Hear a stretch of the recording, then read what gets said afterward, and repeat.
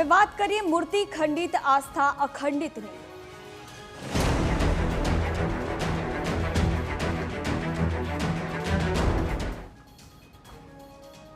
પાવાગઢ મૂર્તિ વિવાદમાં એફઆઈઆર દાખલ કરવામાં આવી છે। જૈન સમાજની મૂર્તિ તોડવા મુદ્દે કાર્યવાહી કરવામાં આવી છે।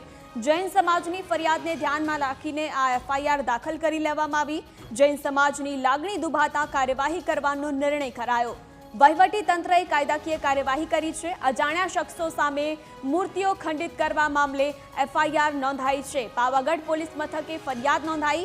અજાણ્યા શખ્સોએ મૂર્તિ કેમ તોડી તે અંગે કોઈને પણ ખબર ન પડી। સમગ્ર રાજ્યમાં જૈન સમાજનો આક્રોશ જોવા મળી રહ્યો છે, તેને લઈને આ ફરિયાદ નોંધવામાં આવી। ગૃહ રાજ્યમંત્રી હર્ષ સંઘવીએ પણ આ ઘટનામાં કાર્યવાહી અંગેની ખાતરી આપી છે।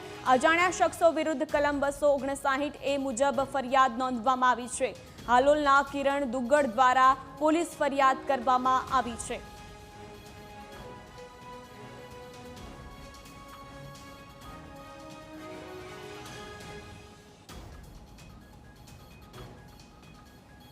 તો આ સમગ્ર મામલે હર્ષભાઈ સંઘવીએ ટ્વીટ પણ કર્યું હતું।